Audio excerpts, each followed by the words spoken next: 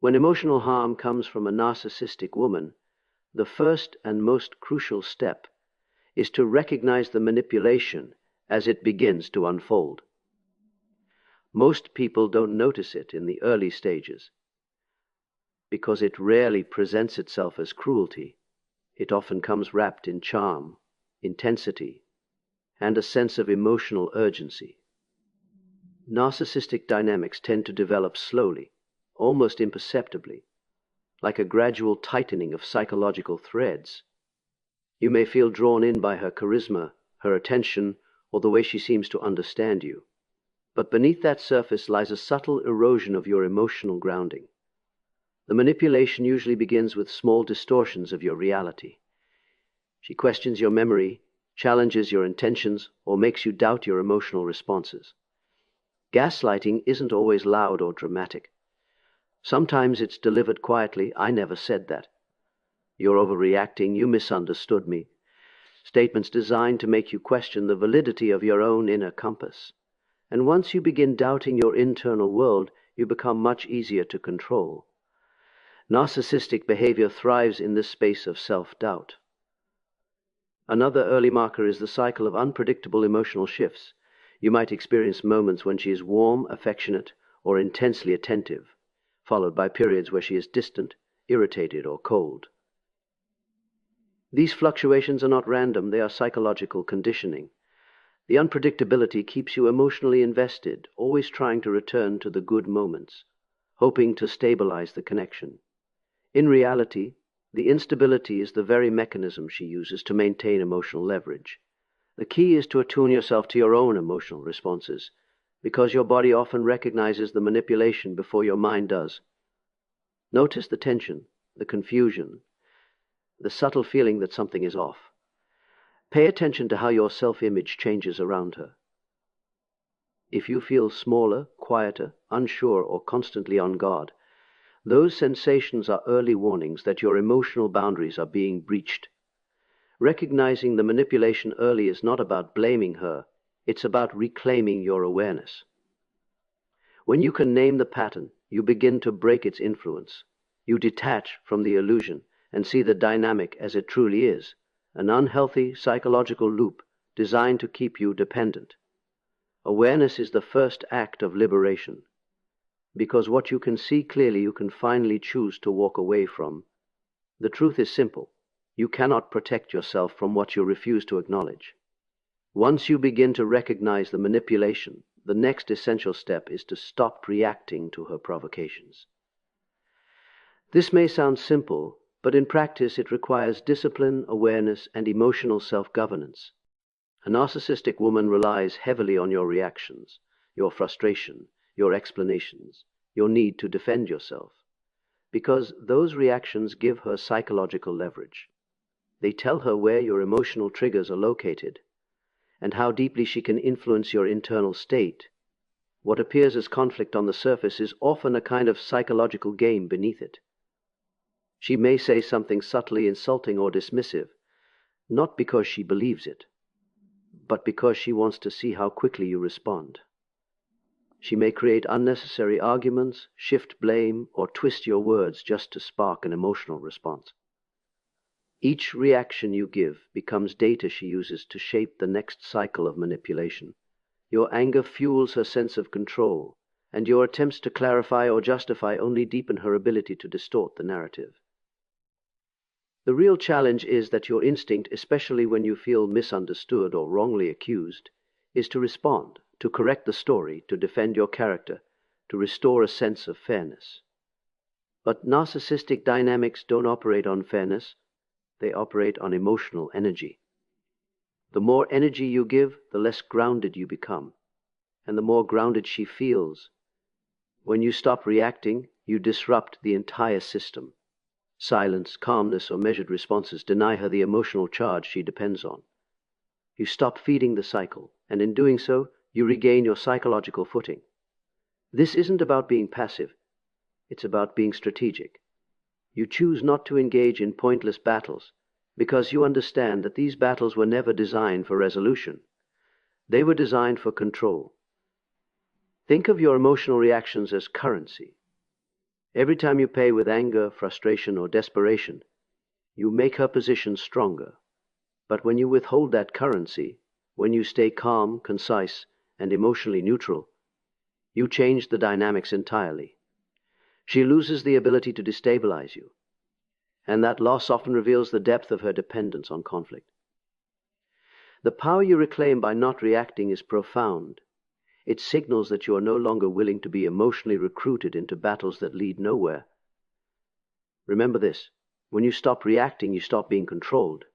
After you stop reacting, the next step is to build boundaries, firm, steady, and non-negotiable. Boundaries are not walls meant to shut the world out. They are psychological structures that protect your inner life.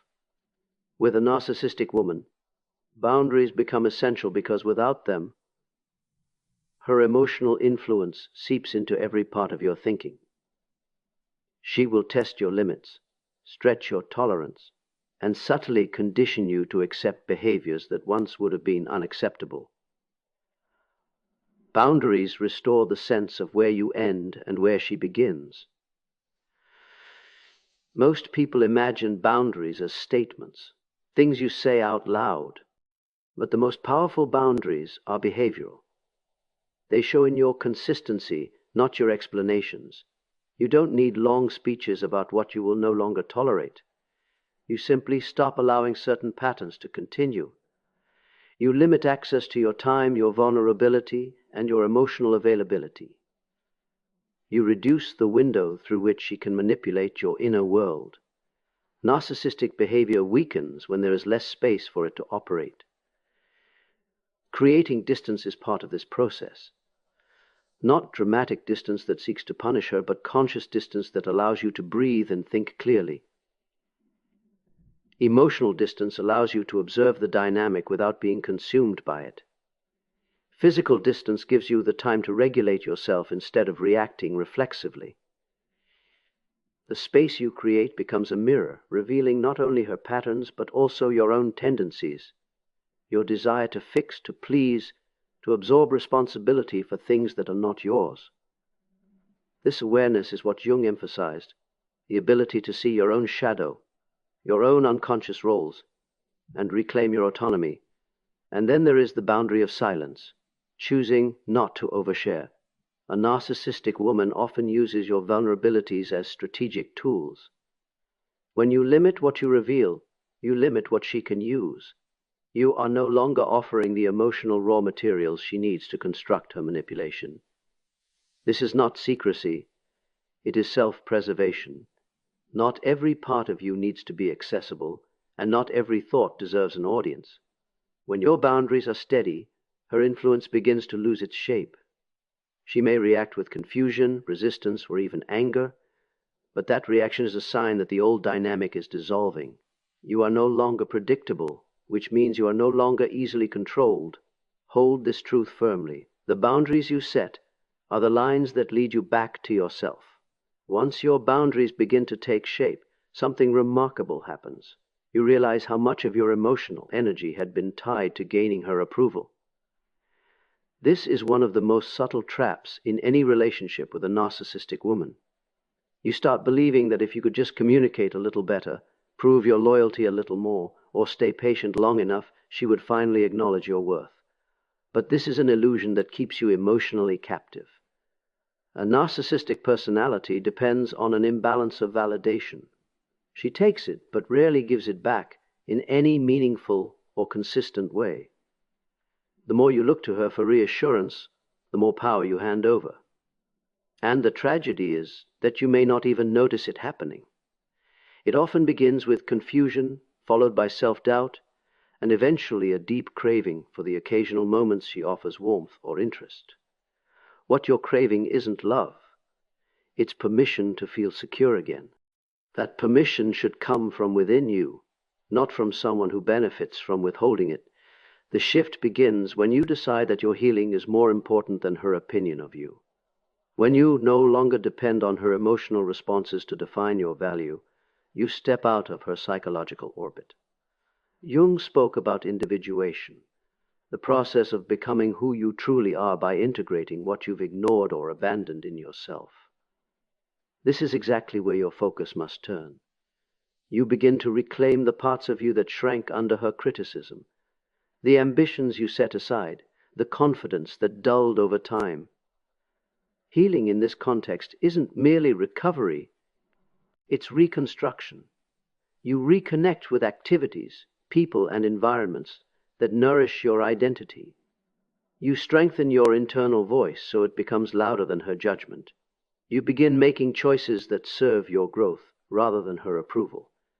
Every act of self-care becomes an act of independence, and slowly the emotional fog clears, revealing a version of yourself that she never wanted you to see, because that version is strong enough to walk away. This isn't about punishing her, nor is it about proving anything. It's about remembering that your well-being is not negotiable. You are not responsible for fixing her emotional world. You are responsible for reclaiming your own. And the moment you shift your focus back to yourself is the moment you start to break free. As you begin focusing on your own healing, another realization becomes unavoidable. You cannot change her. This is one of the most difficult truths for many people to accept because the mind naturally tries to make sense of emotional chaos. You tell yourself that if you are patient enough, compassionate enough, or clear enough, she will eventually understand the impact of her behavior. But narcissistic psychology does not work through insight. It works through defense. Her identity is built on a fragile foundation that cannot tolerate vulnerability or self-examination. To admit wrongdoing would mean confronting the very insecurities she has spent her entire life protecting. And so instead of accountability, you encounter deflection, denial, or blame. The desire to fix her is often rooted in your own empathy, your own hope that love can be transformative. But empathy without boundaries becomes self-sacrifice, and hope without realism becomes delusion. What you must understand is that the more you try to repair her emotional world, the deeper you sink into it. You take on responsibilities that are not yours, her moods, her reactions, her projections, and you slowly lose sight of where your emotional labor ends and hers begins. Trying to change her also places you in a perpetual state of tension. You are always on alert, always adjusting your behavior in an attempt to create harmony, always anticipating the next emotional shift. This is not love, this is survival. And survival mode makes it impossible to grow. Jung often emphasized that genuine transformation only happens when a person willingly faces their own shadow. A narcissistic woman avoids her shadow at all costs.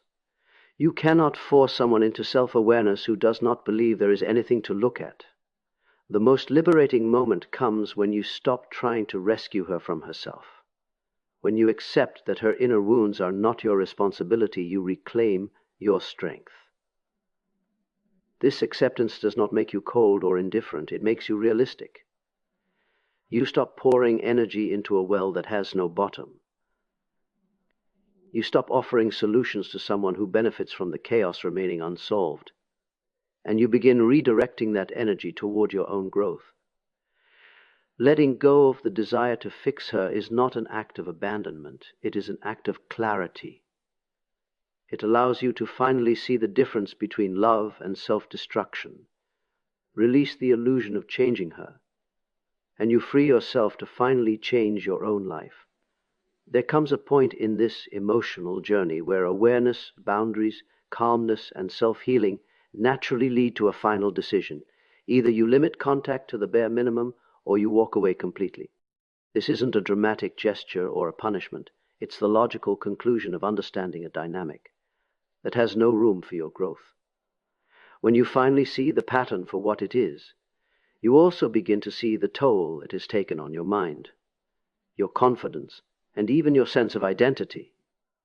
At that moment, distance becomes less of a strategy and more of a necessity. No contact is often misunderstood as an act of hostility, but in reality, it is an act of self-preservation. You are removing yourself from an emotional climate that constantly destabilizes you.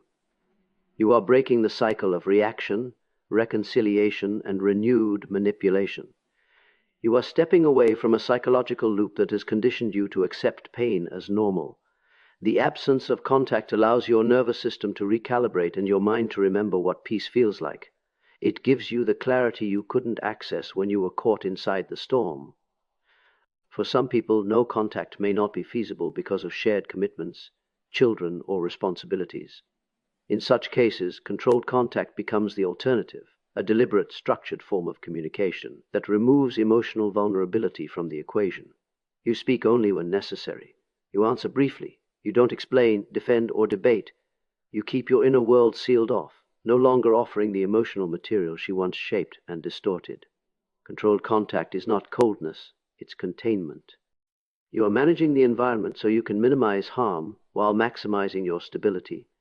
Both no contact and controlled contact serve the same purpose. They give you the distance required to rebuild yourself. Distance reveals truths that closeness once concealed. You begin to see how much energy you spent trying to maintain a relationship that did not nourish you. You notice the subtle ways you abandoned your own needs, and in that space, you rediscover the version of yourself that existed before the chaos. Strong, intuitive, capable. This final step is not about erasing her from your life. It's about reclaiming your own. It is an ending in one sense, but in a deeper sense, it is the beginning of a more authentic relationship with yourself. Remember this: when you choose distance from what harms you, you move closer to who you were always meant to become.